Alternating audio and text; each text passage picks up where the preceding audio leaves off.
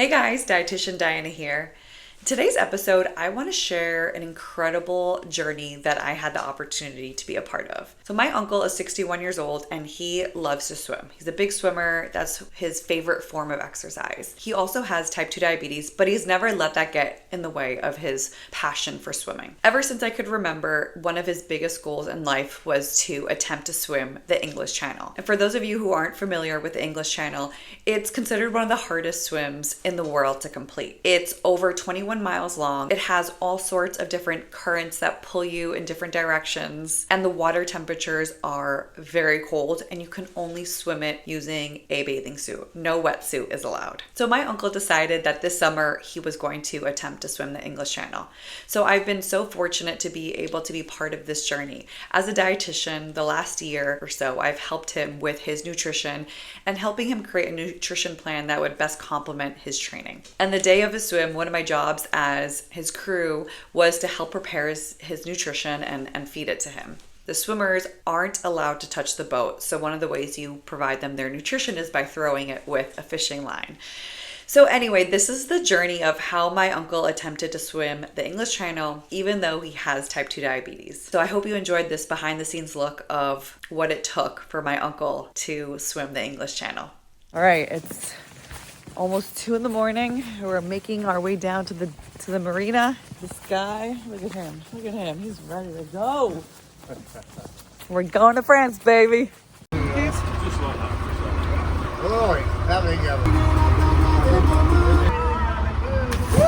Woo! He's in. Wow.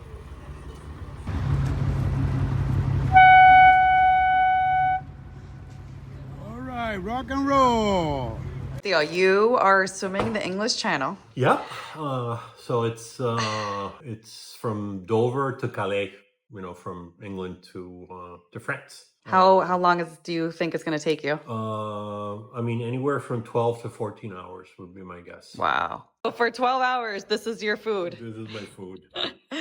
Here are the rest You of know the who might be food. interested in this is Jose, because he's a triathlete, so Oh. he's gone through this stuff. For sure. Yeah. This is right up his alley. Yep. I told him we were doing this and he was really excited. So, yeah, there we go. Hey, 1 second. Killing it, man. I'm going to do a quick stretch. And he's off again. The sun is starting to peek through.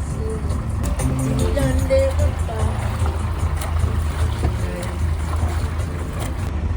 día va a estar bello.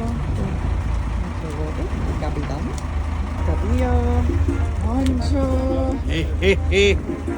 Suzanne, our leader.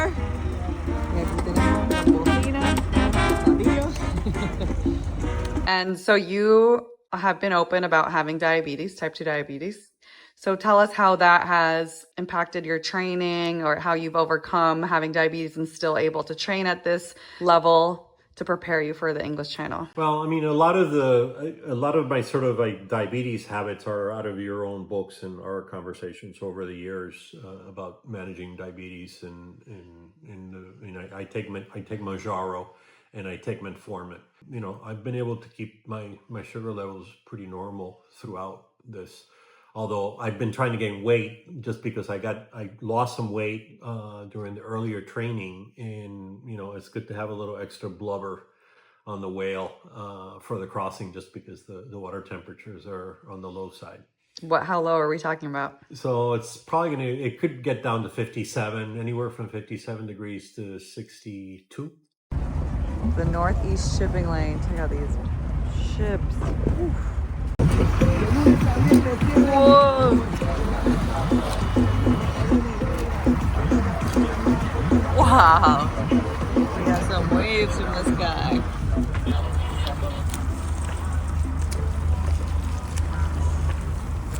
And this one. Oh, we go over there.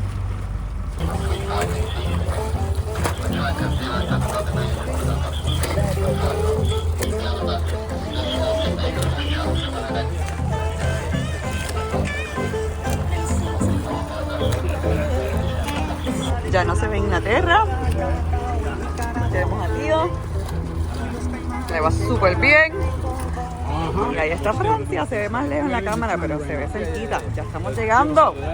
How has gaining weight affected your blood sugar at all, if it has? It has increased. I mean, I'm sensitive to sugar, you know. So when I increase my sugar, it shows. But because I'm exercising so much, it kind of spikes, but it dives back down. But as soon as I'm done with this, you know, I have to get back to my normal eating habits, and I'm not going to be swimming as much, so probably start doing some fasting and get back on track. But right now, this is my priority. So, but you've always had it very well controlled, which is one of the most important things. I mean, I have to take medication. I think diabetes runs in our family. You know, going back to great grandparents. So, despite my active lifestyle, I've always had. I mean, it was not a good situation when you and I started consulting on it. Luckily, I already had sort of the habits when my training started. So yeah, we have no excuse not to have an active lifestyle because you have diabetes. I mean, on the contrary, as you always told me, right? You have to be more active and do more weightlifting, which I have been doing for 6 months.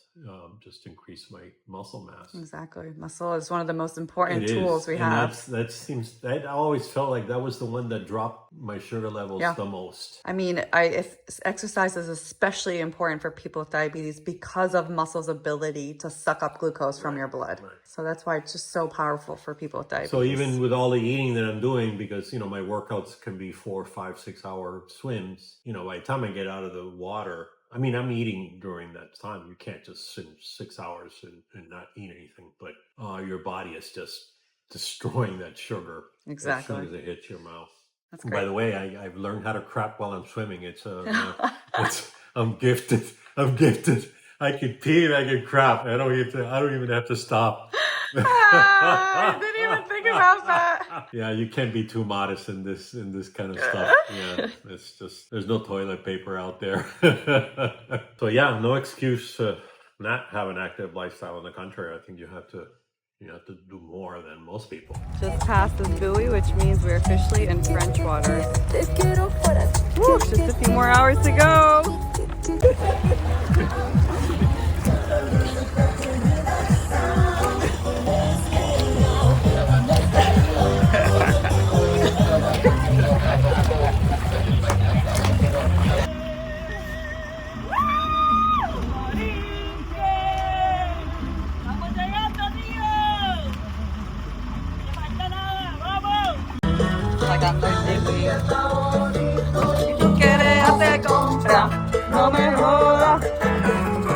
Okay, we're in the dinghy. Aquí estamos. Aquí está Tío. There's the shore.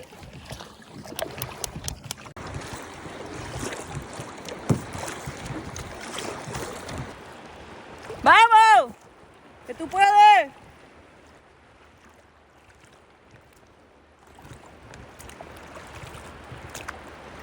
So yeah, no excuse to not have an active lifestyle. On the contrary, I think you have to do more than most people.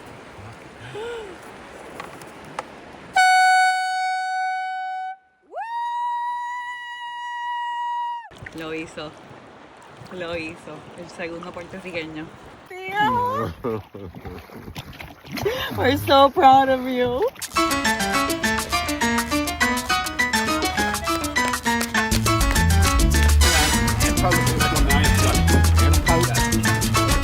Espérate. Good job, boy.